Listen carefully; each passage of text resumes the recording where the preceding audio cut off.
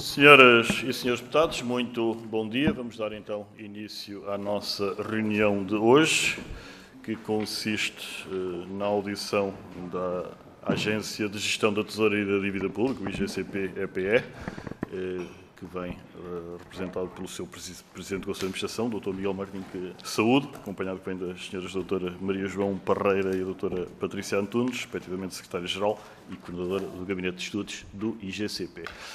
Esta audição, como os senhores e senhores deputados bem sabem, insere-se no âmbito do plano de atividades da Comissão de Orçamento e Finanças, que tem, entre outras competências, o escrutínio das entidades tuteladas pelo Ministro das Finanças, na sequência dos agendamentos das diversas jornadas parlamentares. Legitimamente, a única audição que não foi afetada no calendário previsto para o mês de setembro foi precisamente o IGCP.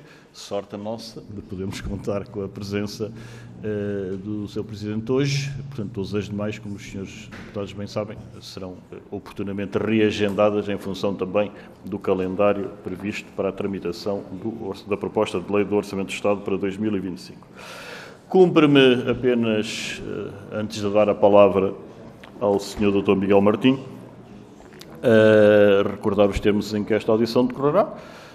Portanto, dar-lhe a palavra para uma exposição inicial que incidirá sobre, presumo, o plano de atividades, que essa intervenção se deverá conter cerca de 10 minutos, sem grande restrição, mas antecipadamente agradeço que, na medida do possível, se possa conter dentro desse prazo, e seguir-se-ão, duas rondas de questões. A primeira, por cada grupo parlamentar disporá de 5 minutos e dispondo o IGCP de igual período para responder às questões solicitadas. E, após essa ronda, uma segunda, essa de inscrição individual, portanto, ficará na dependência de manifestação de vontade de cada senhor ou senhor deputado, e nessa, diferentemente do que sucede na primeira ronda, responderá apenas a final, ou seja, no somatório, terá o tempo correspondente ao somatório dos tempos gastos na formulação das questões. Pedindo aos senhores deputados que reduzam o ruído de fundo. Nenhum está a fazer particularmente ruído, mas a soma de vários, de facto, nesta sala, com a acústica, acaba por se projetar. Senhor Presidente do Conselho de Administração do IGCP, a palavra é sua. 10 minutos, faça. Muito obrigado, Sr. Presidente. Bom dia a todos, senhoras e senhores deputados. O meu primeiro desafio é comprimir em 10 minutos uma apresentação que abrange não só o ano 2023, como o primeiro semestre de 2024, atendendo em que já estamos em setembro e vou tentar ser o mais eficiente nesse desafio. Este primeiro slide, no fundo, traduz o contexto em que a agência opera. Serve também de sumário executivo do que é que tem sido a atividade do IGCP no ano de 2023 e no primeiro semestre de 2024. Falaremos dos vários temas ao longo da apresentação. Deste slide eu gostaria de destacar duas coisas. A primeira é o programa de redução de balanço de ativos do Banco Central Europeu e, do lado específico a Portugal, o upgrading da República e o estreitamento de diferencial de taxas para os países SMICOR, que são países com rating AA. Neste slide seguinte vemos a evolução da dívida direta do Estado de 2022 para 2023. Houve um aumento da dívida direta de cerca de 9 mil milhões. Se eu usar a expressão bi ou tri, é à inglesa, peço-vos desculpa por isso, é a gíria utilizada. No ano de 2023 destaco aqui um fenómeno, que é aquilo que são os instrumentos preferenciais de financiamento do Estado, que são instrumentos de mercado, como sejam as obrigações do Tesouro e o bilhete do Tesouro, foram, no ano passado, instrumentos de redução, isto por contrapartida de um fenómeno que todos se lembram, dos certificados de aforro, onde tivemos um aumento muito grande das subscrições de certificados de aforro em cerca de 10 mil milhões de euros. No que diz respeito à execução até julho de 2024, vemos uma redução da dívida direta do Estado de 296 para 292 mil milhões. Podemos observar que, ao nível da participação no mercado, os BTs e as OTs continuam a ser, e normalmente são, os instrumentos preferenciais de financiamento do Estado e temos a contribuir para a redução do endividamento direto, a redução do estoque de CEDICs no IGCP.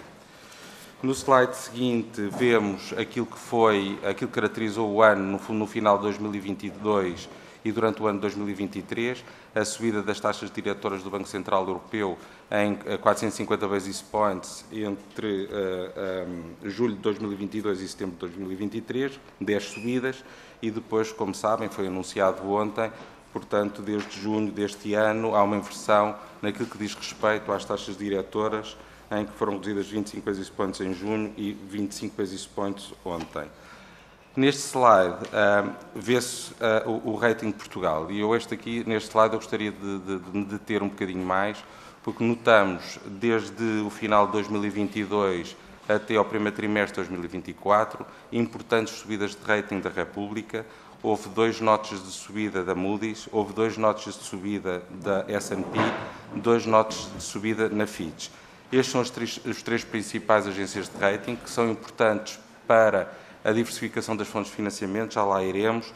Também, para além destas 3 agências, existe a agência de IBRS, que foi muito útil a Portugal no quadro do programa de compras do BCE, mas também uma agência europeia que começa a afirmar-se, que é a Scope, alemã, e em todas elas, se eu considerar as 5 agências, nós já estamos no patamar A em todas as 5 e em 3 das 5 já estamos com um outlook positivo, o que é promissor para continuarmos esta tendência de subida do rating.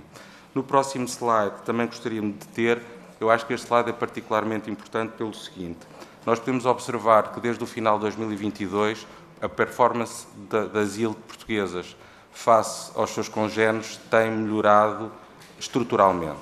Portanto, face à Alemanha, estamos a níveis dos 60 basis points, que é um nível historicamente baixo, excluindo o período de pré-crise financeira, onde basicamente todos os soberanos tinham as mesmas yields.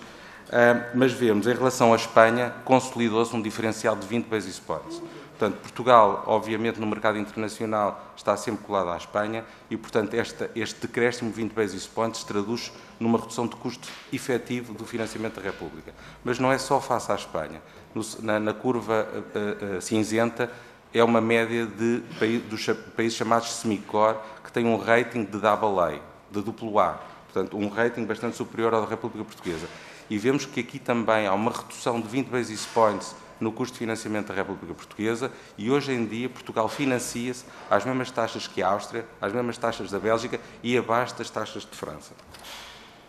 No slide seguinte vemos o que foi o percurso de evolução das taxas de longo prazo, 10 anos, desde do aperto da política monetária do Banco Central Europeu, e aqui um bocadinho para dar uma visão perspectiva, os níveis atuais das taxas de juros em 24 já se podem considerar, ou pelo menos o mercado espera, que sejam níveis já muito estáveis. Poderão reduzir um pouco, mas o consenso do mercado é que nós já estamos próximos do nível de longo prazo e já não há expectativa de voltar ao nível de taxas zero, como foi verificado até 2022. No próximo slide temos a evolução do programa de financiamento do IGCP entre aquilo que foi programado no início do ano, ou no final de 2022, e o que foi a execução de 23, e daqui destacam-se 2 fatores fundamentais. A primeira foi uma execução orçamental muito melhor do que inicialmente tinha sido previsto, e, por outro lado, um montante de subscrições de certificados de aforro também muito superior àquilo que tinha sido previsto. Em termos de desvio orçamental, estamos a falar de 9 bis de caixa ou de necessidades de financiamento a menos. Ao nível das subscrições de certificados de aforro, estamos a falar de um aumento de 7 mil milhões de euros e, obviamente, isto compensou-se essencialmente através da redução do programa da ida do IGCP a mercado, quer nas emissões de obrigações do Tesouro, quer nas emissões de bilhetes do Tesouro. Neste slide podemos ver o efeito disruptivo que teve os certificados de aforro durante o ano de 2023. O IGCP e todos os agentes de gestão da dívida pretendem que sejam regulares no mercado para fomentar a liquidez do mercado e que sejam previsíveis. Ora, durante o ano 23, o forte subida das subscrições de certificados de aforro perturbou esta atuação regular do IGCP e, por conseguinte, no ano passado, o IGCP teve, em termos de emissão de obrigações do Tesouro, 5 vezes a mercado, quando o expectável é 10, e em termos de bilhetes do Tesouro, teve 4 vezes a mercado, mais uma vez, quando o expectável são 10 operações. Este ano, eu diria que é o regresso à normalidade.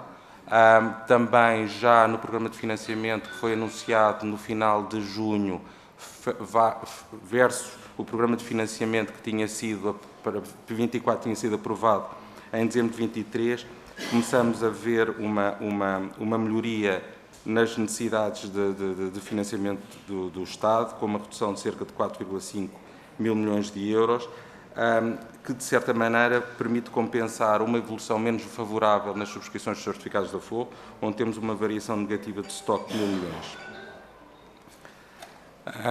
Aqui neste slide vemos o que têm sido as operações de mercado do IGCP ao longo do ano 2024. Podemos ver que, tanto ao nível das obrigações do Tesouro como ao nível dos bilhetes do Tesouro, o IGCP a julho já tinha tido 7 presenças em mercado, que é o expectável, 7 sobre 7. No final do ano, só normalmente não estamos em agosto e em dezembro, e, portanto, é expectável o número 10 que eu tinha referido anteriormente. No próximo slide vemos aquilo, digamos, o resultado das 2 operações sindicadas que o IGCP realizou este ano, e onde vemos aqui uma alteração de padrão que é importantíssimo para a República, que é a presença de fundos soberanos e de bancos centrais que não o BCE a atuarem no campo da dívida portuguesa. Isto é importante no âmbito da política de quantitative tightening, que iremos falar mais à frente, mas, no fundo, traduz a diversificação dos investidores que resulta do aumento de rating da República, e de aí que eu dou tanta importância àquele slide do aumento de rating da República, porque é ele, de facto, aquilo que nos está a permitir fazer uma diversificação das fontes de financiamento. Pronto, e aqui, a partir destes slides, começamos a entrar no impacto da política do BCE no programa de financiamento do IGCP. Poderão ver que, entre novembro de 23 e maio de 24, a participação do Eurosistema no financiamento de Portugal reduziu de 51% para 46%. É uma quebra de 5%. E este slide mostra o que é, ou seja, a participação do BCE tem chaves de repartição complexas, é um bocadinho uma caixa preta. Isto é o reverse engineering que o IGCP faz daquilo que está a público por parte do Banco Central Europeu, e vemos que, a partir deste ano, há uma inversão importantíssima na forma de financiamento da República, em mercado. Portanto, vemos que aquelas curvas a azul era quando o BCE tinha uma política de compra de ativos, e aquelas linhas azuis é o montante líquido adicional que o BCE comprava. A partir de 2024, as linhas azul passaram para baixo, portanto, é o montante líquido de redução de ativos detidos pelo Banco Central Europeu, que tem que ser substituído por novos investidores. E nós vemos que, até 2027, existe uma pressão cada vez mais para colocar mais quantidade de dívida junto de investidores que não o Banco Central Europeu, nomeadamente em 2027, estamos a falar mais de 19 mil milhões junto de investidores que não o BCE, e, para terem uma noção de grandeza, o programa de financiamento do IGCP Mercado anualmente anda à volta dos 20 mil milhões, portanto, podem ver a relevância destes 19 mil milhões junto daquilo que é, digamos, o nível regular de participações do IGCP Mercado. No próximo slide, pronto, é um slide comum. No fundo, podemos ver que as obrigações do Tesouro continuam a ser a fonte principal de financiamento do Estado. Vemos o efeito dos certificados de aforro, que permitiu aumentar a componente desta do financiamento de 12% para 15%. E, à direita, vemos os prazos médios de financiamento do IGCP em mercado, onde temos, ou seja, temos aqui uma linha orientadora, que é não reduzir o prazo médio da dívida abaixo dos 7 anos.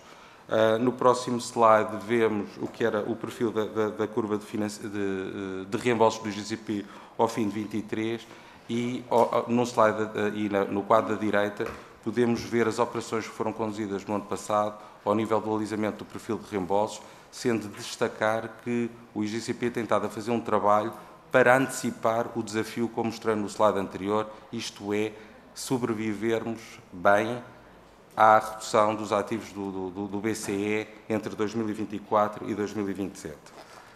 Neste slide podemos ver o efeito destes alisamentos, onde vemos, digamos, no slide esquerdo, atracejado de vermelho, exatamente estas operações que visam reduzir a pressão que o IGCP terá nos próximos anos para ir a mercado. O ano de 2024 assume uma característica particular, na medida em que este ano tínhamos um reembolso de umas OTs em fevereiro e aquilo que começámos a fazer em 23 foi pré-pagar naturalmente esta obrigação, utilizando os excedentes de caixa que estavam disponíveis, e foi cerca de 2,4 mil milhões de euros que amortizámos antecipadamente, atendendo aos níveis de tesouraria. Este é o perfil de reembolso atual do Estado português, e eu aqui chamaria a atenção para algo, ou seja, se tirarmos as curvas a verde, que são as amortizações de bilhetes do Tesouro, que segue uma lógica de investidores diferente dos investidores de longo prazo, nós estamos a olhar para que os anos de reembolso do IGCP andam ali, quando superam os 18 mil milhões, começamos a entrar numa zona de maior dificuldade em colocação de dívida. E ali no ano 2033, no ano 2033, apesar do número ser relativamente baixo, há que acrescentar que são 5 mil milhões, há que acrescentar 13 mil milhões, que é a maturidade normal de toda a série E que foi subscrita durante o auge de 2023. Em 22 também temos ali 14 mil milhões, ao qual há que acrescentar 7 mil milhões de reembolsos da série E. Portanto, entre o ano de 32 e 33, apesar de parecerem ali anos mais calmos, são anos onde as necessidades de reembolso de dívida andam na casa dos 21 mil milhões. No slide seguinte, vemos exatamente este fenómeno dos certificados, onde vemos em 2022 e 2023 um valor muito superior em termos de subscrições líquidas. Vemos que, anteriormente, o valor líquido em subscrições e resgates andava à volta do zero. Em 2022, no final do ano, tivemos 5 mil milhões e em 2023 tivemos 10 mil milhões. E, se repararem ao nível dos resgates, podemos considerar que houve uma canibalização dos certificados do Tesouro pela série E, ou seja, o Estado não angariou recursos adicionais, pagou foi mais pelos recursos que já tinha dentro de casa. Neste slide vemos, no fundo, traduz a evolução das subscrições, e vemos ali o pico que atingiu janeiro, fevereiro e março. Em março, e daí a decisão que foi tomada pelo Governo na altura, em abril, de ter que atender ao problema que estava a causar uma tão forte subscrição e, portanto, tomar a decisão em abril de corrigir a série E, tendo-se lançado a série F durante o mês de junho, ou no início do mês de junho. No slide seguinte vemos a evolução das taxas de juros. Eu aqui, pronto, a curva vermelha é o custo marginal, a linha azul escura é o custo médio da dívida e a linha azul clarinha é o custo dos juros sobre o PIB. É expectável, ou seja, de acordo com as expectativas do mercado, é expectável que o custo marginal e o custo médio comecem a tender para 2,5% e que voltem-se a cruzar mais ou menos neste nível, sendo que a linha dos juros sobre o PIB ela poderá manter-se em 2% se continuarmos nesta rota de redução da dívida pública que tem vindo a acontecer. E este é o último slide, onde temos aqui a redução do nível de endividamento. Isto não é o nível de endividamento direto do Estado, isto é o nível de endividamento na ótica de Maastricht, mas é aquele que computa para as agências de rating e tem sido o fator diferenciador que tem permitido, de facto, impulsionar o rating da República. Sr. Presidente, muito obrigado. A derrapagem este ano foi só 50%.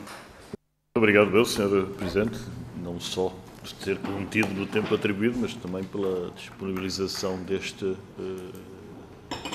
PowerPoint, particularmente elucidativo, que, não havendo objeções, farei distribuir agora aos senhores deputados. Portanto, solicitava que fosse feito chegar aos e-mails dos senhores deputados o que acaba de ser exibido por parte do Sr. Presidente do Conselho de Administração do IGCP. Vamos dar então início à primeira ronda. Iniciará o Grupo Parlamentar do Partido Social Democrata, o Sr. Deputado Martim de Saider, que dispõe até 5 minutos. Faço favor. Muito obrigado, Sr. Presidente. Aproveitar para cumprimentar o Sr. Presidente do IGCP, a Sra. Secretária-Geral e a Sra. Coordenadora do Gabinete de Estudos. Agradeço a apresentação que aqui fizeram e agradeço também todo o trabalho que têm desenvolvido nos últimos anos. Como tivemos a oportunidade de observar na seguinte apresentação, e se recuarmos um bocadinho desde 2022, desde que iniciaram os conflitos, em especial na Europa, que é o que nos diz mais respeito, é esse sentimento e essa alta tensão que vivemos veio agravar o índice de preços dos consumidores, não só da alimentação como da energia e, subsequentemente, também das taxas de juros. Conseguimos observar também que nós, felizmente, estamos a cerca de 50 a 100 pontos base relativamente às taxas de financiamento da Alemanha e estamos melhor. Querendo comparar diretamente com a Espanha, a nossa vizinha, nós conseguimos financiar-nos a valores inferiores. E eu acho que era importante esclarecerem connosco, se possível. Nós vivemos, como referiu, um período de conflito, a incerteza que temos no Médio Oriente, a eleição nos Estados Unidos, a desaceleração da economia chinesa, da própria alemã, e qual seria a previsão, se poderiam partilhar, do refinanciamento que nós conseguimos fazer, dada a incerteza que vivemos neste momento. Gostava também de levantar uma questão relativamente ao quantitative easing, que terminou em meados de 2023, e qual é que é o programa que o BCE vai apresentar agora, se tem conhecimento de causa, e qual é que foi a nossa resposta quanto a isso. Outro dado que também gostaria de esclarecer, que não foi apresentado na apresentação, é relativo ao IPC, ao Índice de Preço dos Consumidores, em que 2022 foi um valor significativamente elevado, cerca de 6,8, em 23 reduziu para cerca de metade e acho que era importante esclarecer-nos qual é que seria o valor a apresentar ou a considerar para 2024, uma vez que o ano ainda não terminou. No que diz respeito à cotação da dívida pública no exterior, que foi apresentado pelo slide, pelo Soutor, e eu acho que também era importante saber qual é que é a nossa previsão a médio prazo. Sabemos que passámos de um BBB+, e já algumas agências de rating já nos colocam com o A, mas meramente no patamar inferior, qual é que será a previsão a médio e longo prazo. Uma questão que também julgo ser importante aqui abordar é a questão que se passou com o Afornet, em que o serviço esteve suspenso cerca de 15 dias, para ser mais preciso 14, e gostaria de saber qual é que foi a falha do sistema, se irá voltar a repetir ou se já está tudo enquadrado. No plano de atividades do orçamento que tive a oportunidade de ver, de 23 até 25, na demonstração de fluxos de caixa, houve um valor que me chamou a especial atenção nos ativos intangíveis, que era um valor a rondar os 10 milhões e estava a ser amortizado em 2024 e em 2025. Gostaria de saber se diz respeito a algum software e que valor é esse e em quantos anos, obviamente, será amortizado. Gostaria também de, se possível, que nos esclarecessem no que diz respeito aos certificados de aforro que acabam por não ser reclamados e entram diretamente, diga-se, para a vossa jurisdição, como é que é o processo de relação direta com os herdeiros. Acho que era importante esclarecer isso. Por fim, gostaria também de dar nota e perguntar à Vossa Excelência o que é que ocorreu no final do ano de 2023, em que houve um processo de recompra da dívida por parte do IGCP, em que contactou diretamente os bancos, as seguradoras, e eu gostaria de saber se essas diretrizes são comuns, se foi um caso ocasional ou se foi meramente, desculpem a expressão, mas uma estratégia política. É tudo, Sr. Presidente. Muito obrigado. Muito obrigado, Sr. Deputado Martim Saider. Então, a palavra ao Sr. Presidente do Conselho de Administração do IGCP para responder. Dispõe também 5 minutos, faça favor.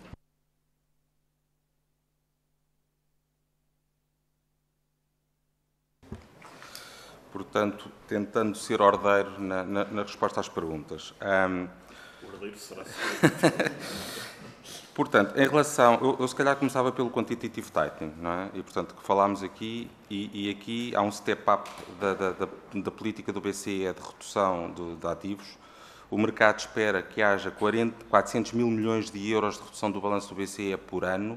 Ao nível do APP, fazemos o step-up, além dos 15 mil milhões por mês que que o BCE tinha anunciado, a partir de julho deste ano, fazemos o step-up entre 15 e espera-se que uma média de 30 mil milhões por mês. Ao nível do PEP, no final deste ano, deixarão de ser reinvestidos e temos estado a observar uma redução de 7,5 mil milhões de euros por mês na redução do PEP e no final de 2024 espera-se que esta redução seja à volta dos 15 mil milhões por mês. Portanto, isto implica que, na lógica de refinanciamento do IGCP, o BCE deixa de ser um ator presente. Daí a nossa preocupação do alisamento da curva, essencialmente até 2027, onde, como observou, o perfil de financiamento sobe substancialmente e, portanto, já não contamos com a ajuda do BCE, e daí que tem havido uma atividade do IGCP desde 2022 na procura do alisamento deste perfil de reembolso. Obviamente, o mercado, nós não podemos ir ao mercado e lançar grandes operações de compra, é tudo pouquinho e, portanto, são muitas operações de compra que temos que fazer para conseguir atingir este objetivo. Ao nível do rating, obviamente, o rating é um conjunto de imensas componentes. Aquilo que tem contribuído essencialmente para a subida do rating de Portugal, e já estarmos neste patamar do A nas agências todas, tem sido a redução da dívida e tem sido a consolidação orçamental. Estes têm sido os dois principais, mas também tem havido outros. Tem havido a robustez do sistema financeiro, ou seja, os bancos hoje estão muito mais capitalizados. Tem sido a percentagem da balança comercial portuguesa, onde as exportações hoje pesam mais de 50% do PIB, entre outros fatores. Aquilo que mais pesa hoje em dia, eu diria, para a subida, a continuação do rating da República é o PIB per capita. Portanto, o nível de riqueza gerado por Portugal é, neste momento, o principal nível de preocupação, sendo que a segunda, que era o endividamento externo, aqui também Portugal tem tentado melhorar a sua posição de endividamento externo. No que diz respeito à Fornet, aos ativos intangíveis, as duas coisas estão associadas.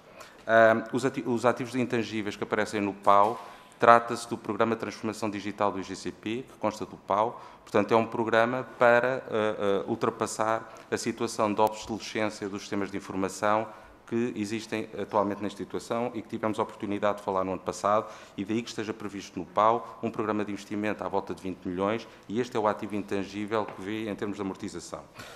E esta necessidade do Programa de Transformação Digital do IGCP junta-se ou dá as mãos com aquilo que referiu há pouco, que é a suspensão do serviço da Fornet durante 15 dias.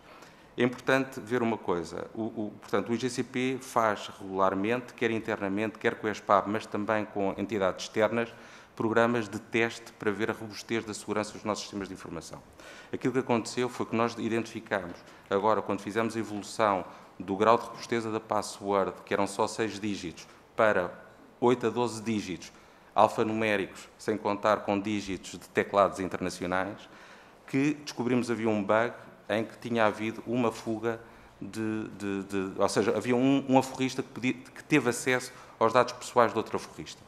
Nós analisámos o problema e vimos que, muito embora sendo uma circunstância circunscrita, ela podia voltar a acontecer, e decidimos suspender o serviço da Fornet para que este bug fosse reparado. Portanto, isto não resulta de qualquer ataque informático. A demora da resolução do problema prende-se exatamente pelo fato dos nossos sistemas serem obsoletos e qualquer intervenção que se faça no sistema leva tempo.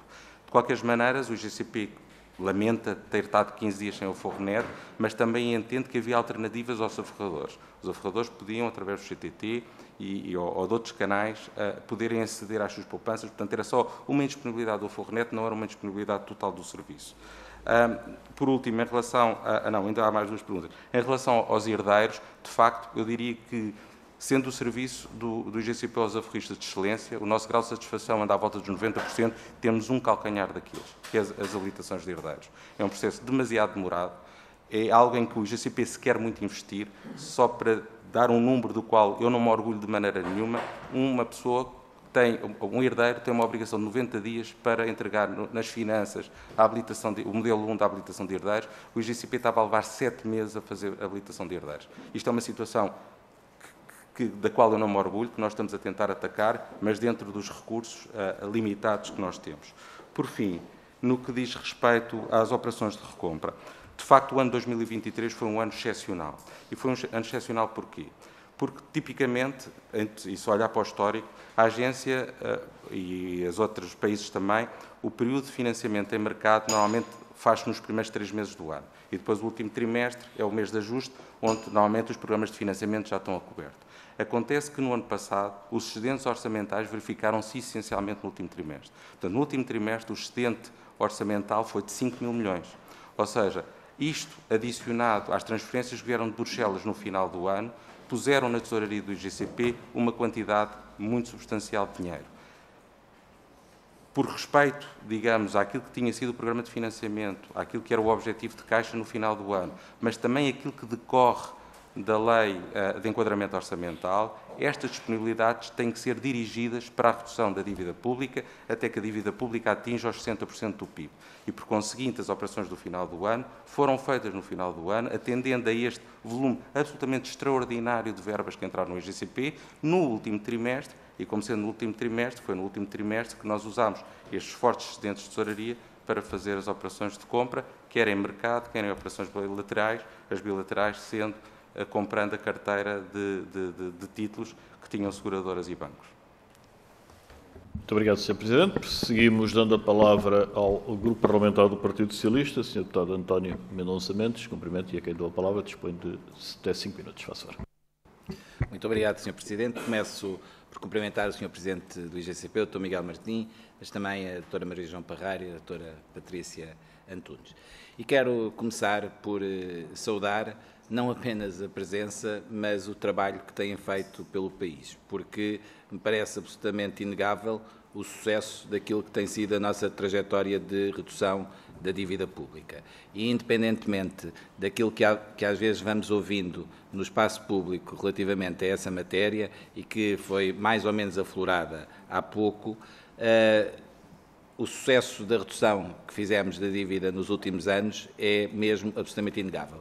E há um ponto que eu acho que queria destacar da apresentação que o Sr. aqui nos faz e que diz precisamente às dificuldades próximas que teremos e as forças que têm permitido estes resultados. Nós, como disse, nós vivemos um período com política monetária restritiva e com o aumento das taxas de juros que coincidiu com o fim das compras do BCE em relação à nossa dívida. E isso podia nos ter causado um problema evidente, não fosse aquilo que precisamente aqui está bastante bem detalhado, que é o crescimento económico que tivemos, que aliás nós crescemos nos últimos 8 anos 10 vezes mais que a média que tínhamos crescido nos 15 anos anteriores, o equilíbrio orçamental que nos permitiu todos os anos poder ter uma situação melhor e que depois é espelhado no facto de nós termos, do ponto de vista das principais agências de notação, chegado ao nível mais elevado, com um detalhe que me parece bastante relevante, em 3 das agências nós estamos com um outlook positivo, o que significa que é muito importante que o país não volte para trás e não entre em aventuras que sabemos como é que acabam. E por isso a previsibilidade que o país tem tido, quer do ponto de vista e os resultados que isso tem dado, quer do ponto de vista do crescimento económico, quer do ponto de vista do crescimento do emprego, e há pouco notei a preocupação relativamente ao nosso PIB per capita e à necessidade que nós temos e ao desafio que nós temos de conseguir ter um maior rendimento por parte dos portugueses, e é evidente que hoje há um dado que é importante, nós crescemos 10% o rendimento face ao período pré-pandémico relativamente aos trabalhadores portugueses, e isso significa que as pessoas estão melhor e, portanto, nós, precisamente tendo algum desafio no futuro relativamente às exportações que têm vindo a abrandar, é verdade que pelo consumo interno nós podemos continuar a sustentar este crescimento económico, mas, repito, é muito importante que não entremos em aventuras. Aliás, a previsão de crescimento económico do Governo para o próximo ano já é de 2%, longe do irrealismo dos 2,5% que o programa do Governo tinha. Estes resultados são importantes porque eles diminuem bastante aquilo que é o prémio da dívida que nós temos vindo a pagar e o mais importante é precisamente que o diferencial relativamente à Alemanha nunca foi tão baixo como agora e também a comparação com Espanha, como o Sr. Presidente aqui teve a oportunidade de relatar. E por isso, aquilo que lhe questionava, Sr. Presidente, mais do que a atividade do IGCP, porque acho que a atividade da gestão da dívida pública tem sido um caso de sucesso em Portugal, colocava-lhe duas questões. A primeira tem a ver com a redução da dívida feita até agora. O Sr. Doutor teve a oportunidade de agora ter uma resposta, que foi uma resposta mais do que ordeira, foi bastante diplomática, mas eu queria colocar exatamente o ponto onde ele deve ser colocado. Gostaria de saber se o doutor detecta alguma a compra anormal por parte dos fundos de segurança social de dívida pública, se há algum comportamento anormal na compra de dívida pública por parte dos fundos da segurança social e se o valor relativo aos dividendos extraordinários que foram pagos por algumas empresas públicas ao Estado português no final do ano foram ou não materiais do ponto de vista daquilo que é a redução da dívida. E, por fim, gostaria de lhe fazer uma questão muito concreta. Estava ali aflorado em termos de percentagem do PIB, mas qual é o custo adicional em juros que estima, ou se já pode estimar, que o Estado português vai pagar no próximo ano do serviço da dívida? Muito obrigado. Muito obrigado, Sr. Deputado António Mendonça Mendes. A palavra ao Sr. Presidente do IGCP para responder. Sr. Doutor, faça favor. Muito bem, Sr. Deputado. Em relação ao custo adicional, deixe-me ir à cábula, se me permite. Portanto, se não estou em erro, estamos a falar de qualquer coisa como mais 600 milhões de euros, aquilo que se está a prever de agravamento do custo de encargos com juros. Portanto, ou talvez um bocadinho menos. Portanto, nós, este ano, as estimativas do IGCP contam com um valor inferior a 7 mil milhões e para 2025 à volta de 7.300. Portanto, pronto, estamos a falar de 300 milhões de euros a mais que possam resultar de encargos da dívida para o ano que vem. Pronto. Obviamente, isto em contabilidade pública, não em contabilidade nacional. Importa também, ou seja, é uma pergunta que tem que ser revista na medida em que hoje em dia decorrem os trabalhos do orçamento para o ano que vem, também decorrem os trabalhos para a entrega do Plano de Estabilidade e Crescimento em Bruxelas. Portanto, digamos, os números que eu dou hoje são, digamos, muitíssimo preliminares face àquilo que depois será, obviamente, o trabalho em termos orçamentais e do Plano de Estabilidade. Em relação ao comportamento anormal dos fundos da Segurança Social, de facto, os fundos da Segurança Social são um participante importante no mercado primário da dívida portuguesa. Portanto, quando nós fazemos sindicatos, que é a única altura em que nós temos conhecimento de quem são os investidores que vêm comprar, a Segurança Social é um ator importante. No entanto, daquilo que a informação que me é prestada, a Segurança Social cumpre ipsis verbis aquilo que resulta da portaria de 2009 no que diz respeito a qual é a percentagem da sua carteira que tem que ser afeta à dívida pública e, portanto, que são os 50%, e da informação que eu tenho anda na casa destes 50%. No que diz respeito aos dividendos extraordinários, aqui o IGCP, digamos, não é um ator interveniente nesta situação. Obviamente, nós podemos identificar fluxos financeiros entre as contas dos nossos clientes. O sigilo bancário obrigaria-me a não estar a expressar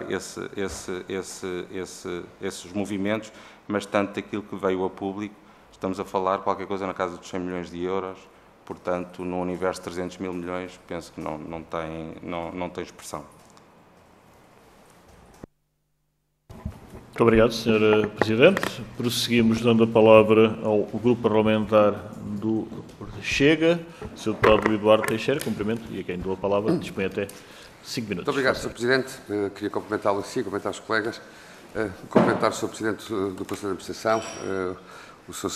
Secretário-Geral e também a Sra. Coordenadora do Gabinete de Estudos. Muito obrigado pela vossa presença nesta casa e também pelo facto de nos terem trazido este relatório, estes dados, e terem explanado da forma como o fizeram, que considero que foi muito positiva e, portanto, para nós é muito importante percebermos, e os portugueses têm que saber, por um lado, como é que podem aplicar as suas poupanças, por outro lado, como é gerido e é o que eles também sentem nas suas vidas, porque também têm empréstimos e têm dívidas, o estoque da dívida que Portugal atinge. Primeiro, é importante perceber que se falou e fala-se no final do ano, houve uma redução da dívida face ao PIB abaixo dos 100% e, portanto, 99%, mas, na verdade, é preciso desmistificar este número.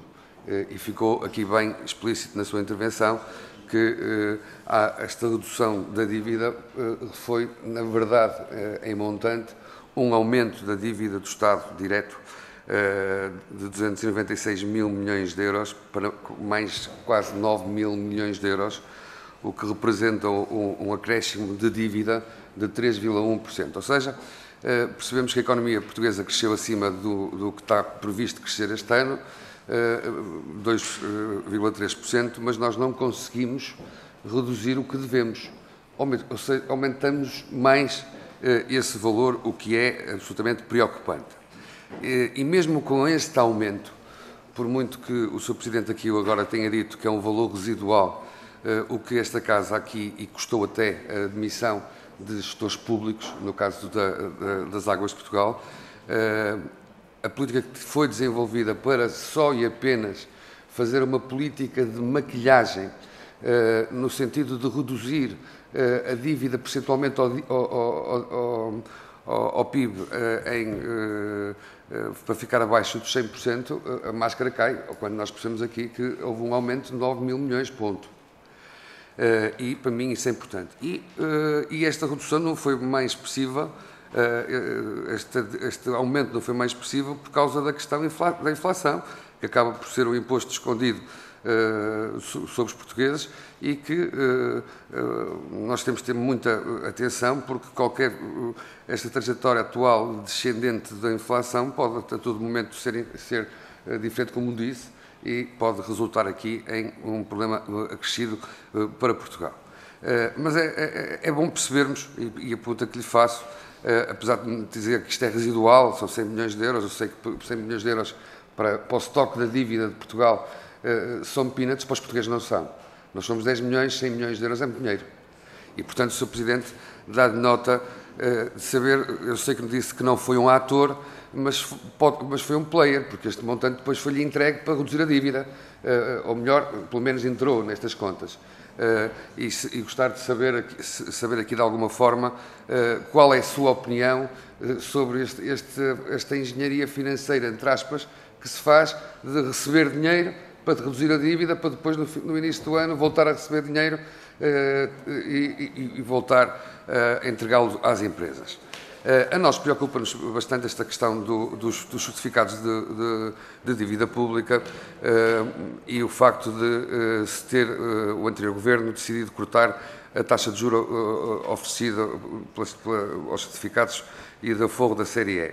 E a questão que lhe quero colocar é, em 2023, as emissões líquidas dos certificados de aforro representaram uma parte considerável das fontes de financiamento, de facto, do Estado. Existe alguma perspectiva de alteração das condições oferecidas pelos certificados de aforro e do CTPV e se continuam a fazer sentido atrair os portugueses a investir novamente neste produto, tendo em conta a política de gestão atual da dívida que é aplicada de forma a que se aumente a componente dos investidores domésticos no estoque da dívida? Gostaria de ter alguma informação quanto a isto. No relatório anual, há, de facto, a trajetória descendente das taxas de juros e o BCE já, pela segunda vez, ainda esta semana, uma delas, nos anunciou aqui reduções que são importantes, não só para Portugal, na dívida que tem, na brutal dívida que tem, mas também para os portugueses. E a questão é se o IGCP prevê agora, tendo em conta este panorama de descida das taxas de juros, se prevê cortar no curto prazo a realização de operações que permitam reduzir durante este ano de 2024 os encargos com o custo da dívida. Gostava só... Muito obrigado, Sr. Deputado.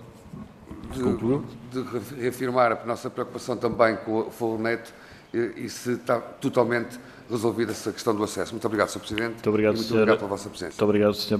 Deputado Eduardo Teixeira. A palavra ao Sr. Presidente do IGCP para responder. Faça favor, Sr. Presidente. Senhor Deputado, aqui só uma nota importante. Existe uma diferença grande entre aquilo que é a dívida direta do Estado e aquilo que é a dívida da Ótica de Maastricht. A dívida direta do Estado em 23 subiu de facto 9 mil milhões, mas a dívida na Ótica de Maastricht reduziu 9 mil milhões. Portanto, reduziu não só em termos absolutos, como em termos relativos. Em relação à ADP, eu vou pedir escusa. Eu fui CFO da ADP durante 3 anos. Eu conheço muito bem a capacidade financeira da ADP em gerar meios. Conheço perfeitamente o seu EBITDA, o seu nível de endividamento e o seu programa de investimento. E aquilo que lhe posso dizer é que o nível de dividendos que foi anunciado não pesa, de facto, na empresa.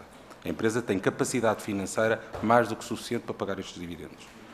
No que diz respeito à alteração dos certificados...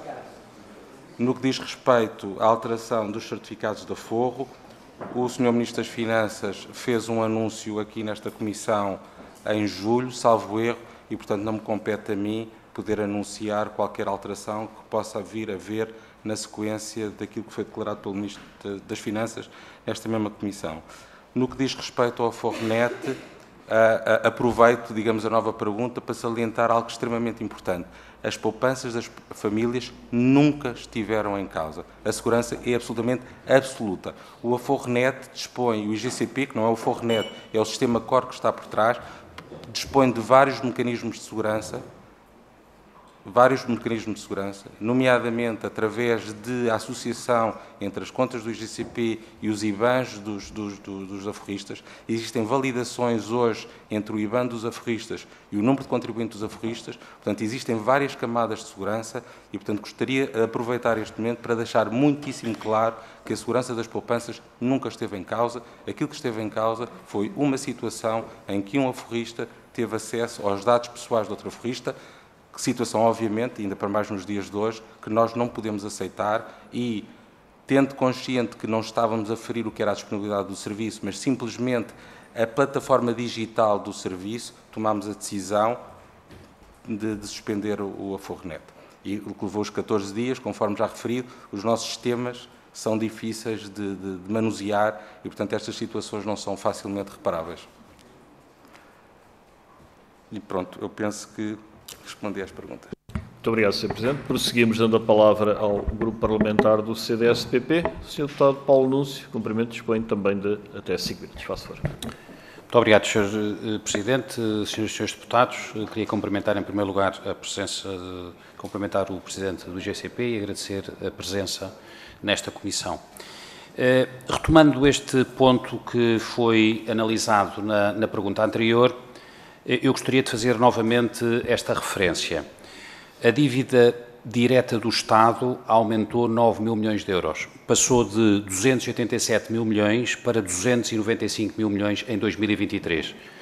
E a pergunta que eu lhe faço, a primeira pergunta que eu lhe faço é se, no final de 2023, a dívida direta do Estado não estava no seu recorde máximo, no seu nível mais elevado desde sempre na história da democracia portuguesa. Primeiro ponto.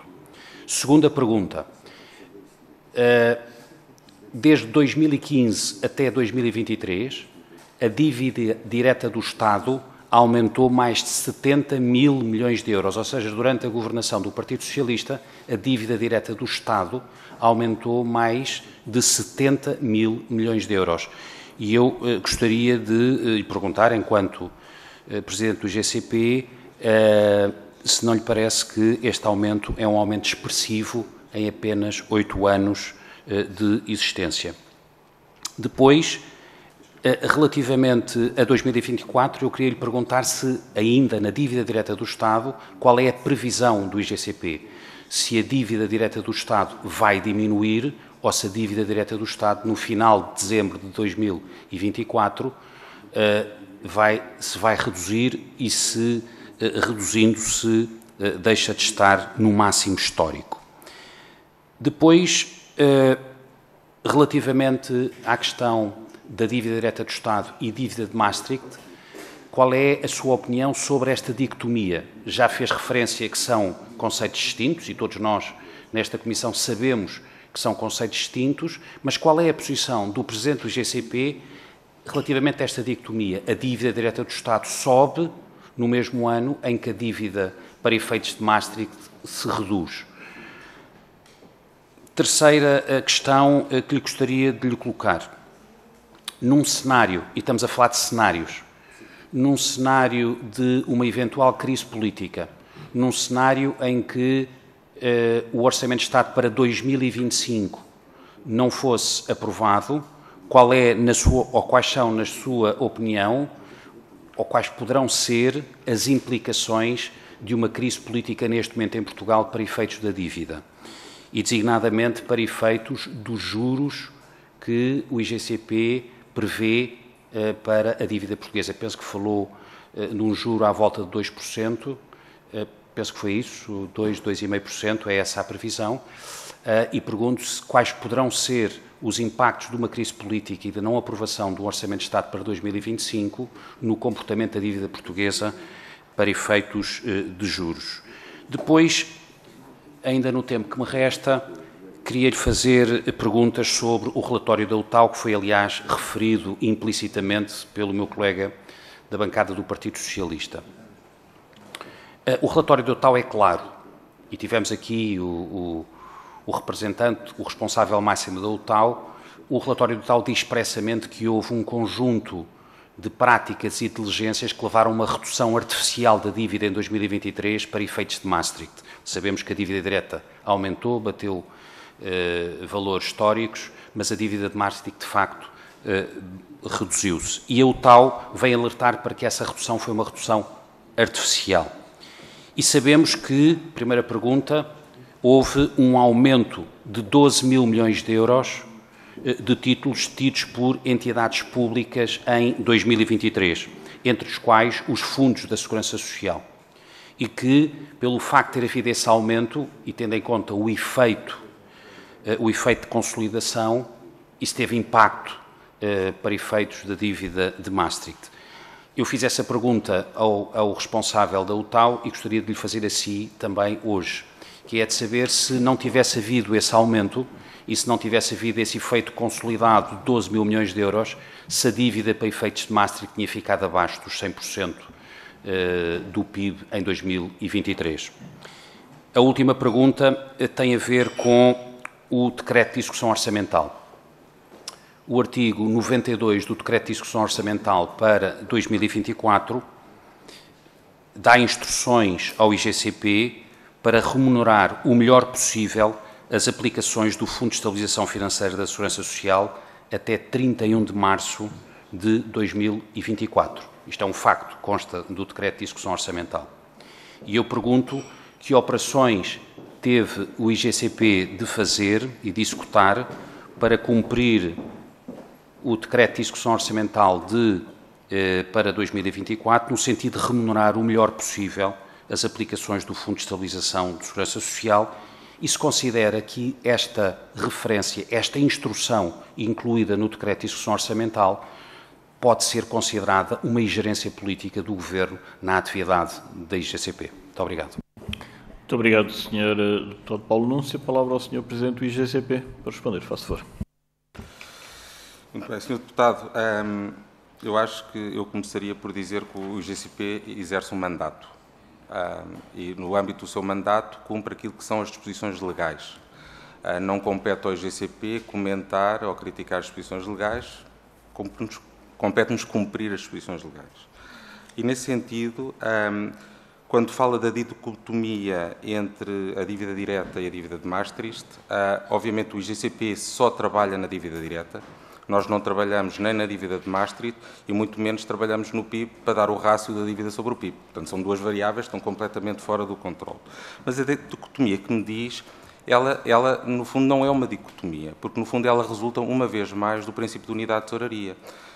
Como sabe, eu venho do mundo empresarial e, portanto, a minha gíria ainda é um bocadinho empresarial, mas em qualquer grupo empresarial temos o princípio do cash pooling, temos o princípio das contas individuais e temos o princípio das contas consolidadas. A dívida direta do Estado é as contas individuais da casa-mãe e a dívida de Maastricht é a conta consolidada do grupo. E, portanto, é normal, dentro de um âmbito de consolidação e de cash pooling, que haja fluxos financeiros que, no seu cômputo, reduzem o que é a dívida consolidada e que é aquela que pesa para efeitos do rating da República. Portanto, o rating da República é importante porque ela não só se reflete no custo de financiamento do Estado, mas também se reflete no custo de financiamento das empresas todas. E gostava de referir ou lembrar que, durante 2023, os 2 notches que a Moody's subiu do rating da República tiveram as seguintes repercussões. A Madeira subiu 2 notches, o IP e a Par Pública subiram 2 notches, 7 bancos portugueses subiram 10 notches e empresas como a Abrisa e a EDP subiram notching. Ou seja, este efeito de redução do custo de financiamento é transversal a todos os agentes económicos. E, portanto, acho que isto também é importante de referir. E, portanto, eu diria bem dito o cash pooling e bem dito as contas consolidadas. Portanto, para mim não é uma dicotomia, é uma coisa que decorre da boa gestão. Depois, referiu o relatório da UTAU. Eu acho que não compete ao IGCP.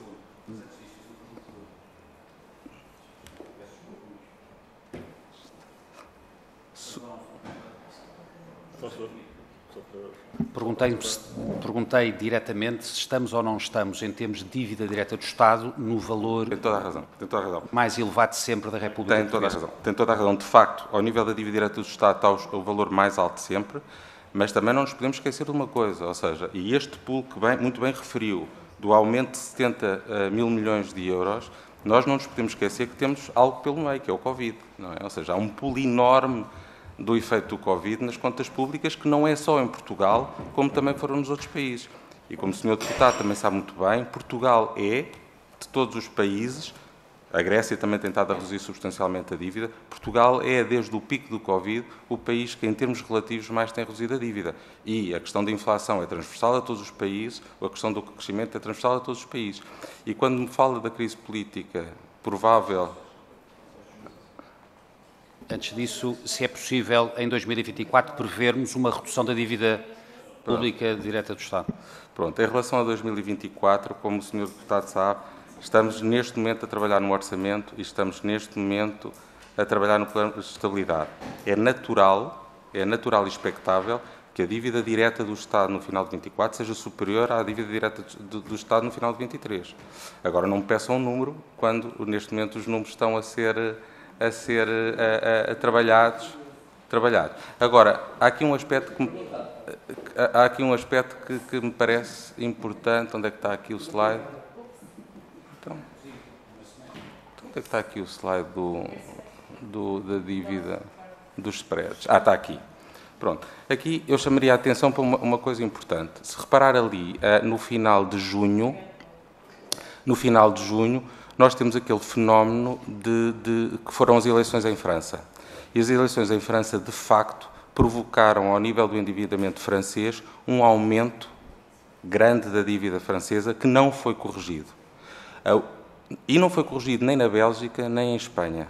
O único país da zona euro que viu recuperado completamente o seu nível de spread face àquilo que tinham sido antes das eleições francesas foi Portugal. Portanto, de facto, a estabilidade política paga-se nos mercados, mas também é também certo que esta visão de outlook positivo das agências de rating, não houve novos ratings na esperança de ver o que acontece em Portugal, mas também lhe posso dizer, quando uma pessoa vai lá fora, aquilo que toda a gente, e não é de agora, é de sempre, toda a gente olha para Portugal como um país de brandos costumes e, portanto, em que as revoluções ainda continuam a ser feitas com os tanques a parar nos semáforos vermelhos quando estão a descer para o Convento do Carmo e, portanto, toda a gente espera de Portugal uma normal a tranquilidade no que é a atividade do Orçamento. Pronto, eu penso que isto responde às perguntas da dívida. No que diz respeito ao relatório da UTAU, conforme ia começar, não me cabe a mim comentar o relatório da UTAU, aquilo que lhe posso dizer é que daquilo que eu vi das contas do Banco de Portugal, em que está lá o detalhe das evoluções das entidades que consolidam, para dentro do perímetro de consolidação, está de facto o Fundo de Estabilidade da Segurança Social, que também é preciso ver, que cumpre o mínimo que vem desde 2009, desde o Governo de 2009, que foram decretados os mínimos dos 50%, pelo Dr. João Félix e a Dra. Manuela Ferreira Leite. Esses mínimos foram cumpridos. Aquilo que aconteceu, o aumento absoluto da componente da Segurança Social resulta, essencialmente, de ter tido, excepcionalmente, muito mais verbas e que foi um ano excepcional naquilo que foram os fluxos financeiros que foram transferidos para o Fundo da Segurança Social. No que diz respeito à remuneração dos assistentes do Fundo da Segurança Social, aquilo que o IGCP praticou foi uma política de pass-through perfeita entre aquilo que é a nossa taxa de depósitos junto do Banco de Portugal e aquilo que nós remuneramos ao Fundo de Estabilidade da Segurança Social. E penso que terei respondido às suas perguntas. Muito obrigado, Sr. Presidente. Vamos então iniciar a segunda ronda. Eu tenho 3 inscrições. Pergunto se há mais alguém que não se tenha inscrito que o pretenda fazer. Não sendo o caso, estão fechadas as 3 inscrições. Portanto, primeiro, como vos referi, o Sr. Presidente terá a amabilidade de anotar as questões, na exata medida em que eu dar-lhe a palavra quando os 3 senhores deputados, no caso, concluírem as suas questões, dispondo cada um de 2 minutos. O Sr. Deputado Ricardo Dias Pinto, do Grupo Parlamentar do Chega, 2 minutos, faço favor. Muito obrigado, Sr. Presidente. Deixo aos deputados agradecer a presença nesta comissão do Sr. Presidente do IGCP, bem como das senhoras doutora Maria João Parreira e doutora Patrícia Antunes. O plano de atividades da Agência de Gestão e de Tesouraria e da Dívida Pública refere que em janeiro de 2022 foi iniciado o projeto de gestão de tesouraria do Estado, visando o desenvolvimento de uma solução integrada da gestão central do Ministério das Finanças para a tesouraria, permitindo o registro tempestivo e eletrónico da receita não fiscal e a sua contabilização automática, bem como a implementação de um novo modelo de controle dos compromissos e um novo modelo de previsão das necessidades de tesouraria do Estado. Segundo o mesmo plano, de 24-26, estima-se que este processo estará concluído já em dezembro de 2024. A questão que lhe deixo, Sr. Presidente, é se mantém esta previsão ou se existe algum constrangimento que tenha sido identificado que possa prolongar esta data. Já agora, na sequência da pergunta do meu colega deputado Eduardo Teixeira, sobre o montante de 130 milhões de euros, o Sr. Presidente pediu escusa, mas acabou por dizer que as Águas de Portugal tinham capacidade financeira para a operação. Então, como é que se explica a admissão do Presidente do Conselho da Administração das Águas de Portugal em desacordo com o Governo? Muito obrigado. Muito obrigado, Sr. Deputado Ricardo Dias Pinto. A palavra ao Sr. Deputado Martim Saider, do Grupo Parlamentar do PSD. Faça favor. Muito obrigado, Sr. Presidente. Agradeço a clareza do Sr. Doutor a responder a todas as questões, mas ainda assim acho que na última não foi tão claro e acho que era importante esclarecer se houve ou não ingerência direta do Ministério das Finanças na transação de recompra da dívida de 3 mil milhões. Aproveito também para questionar o Sr. Doutor se irá existir ou se está prevista uma nova emissão de títulos de tesouro ou de certificados de aforro que vá ao encontro dos novos valores de mercado. Digamos se está previsto uma forma mais agressiva de atuar para tentar captar e manter as poupanças em Portugal. Muito obrigado. Muito obrigado ao Sr. Deputado Martim Saider. E para concluirmos esta ronda, a palavra ao Sr. Deputado António Mendonça Mendes, também até 2 minutos. Muito obrigado. Em primeiro lugar, quero agradecer a resposta às primeiras questões e quero dizer o seguinte. Pela parte do PS, nós não iremos arrastar o IGCP para qualquer luta político-partidária e, por isso, acho que é muito importante que todos nos possamos rever naquilo que tem sido a atuação ao longo dos anos, não é só ao longo dos últimos 8 anos, ao longo dos anos da agência, que tem feito uma gestão muitíssimo eficaz daquilo que é a dívida pública. E acho que os deputados que suportam o Governo devem ter mesmo a consciência que sempre que colocam em causa um resultado do país, não estão a colocar em causa um governo anterior, nem os seus adversários, mas estão mesmo a colocar em causa o país. Porque é inegável, a expressão mais inegável do sucesso da nossa gestão da dívida pública é mesmo o diferencial do prémio de dívida que nós pagamos em relação à Espanha e em relação à Alemanha. E por isso a questão que eu coloco é bastante simples e tem a ver com a atividade do IGCP e se o Sr. Presidente nos pode partilhar qual é a ideia que os investidores, quer nos roadshows que fazemos, que o IGCP faz regularmente, quer nos contactos que tem também regulares com as agências de rating, como é que os investidores da nossa dívida olham para o nosso país e olham para a solidez da redução da dívida pública que foi feita nos últimos anos. Muito obrigado. Muito obrigado, Sr. Deputado. Sr. Presidente, como referi, dispõe até 6 minutos. Faço favor.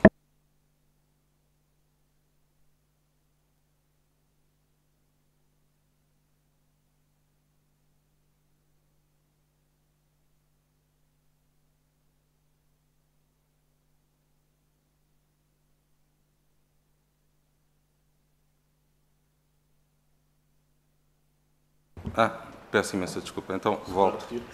Pronto. Portanto, não tenho a certeza, a primeira pergunta, se referia ao regime de tesouraria do Estado, Uniléu, ou se referia ao projeto de transformação digital do IGCP.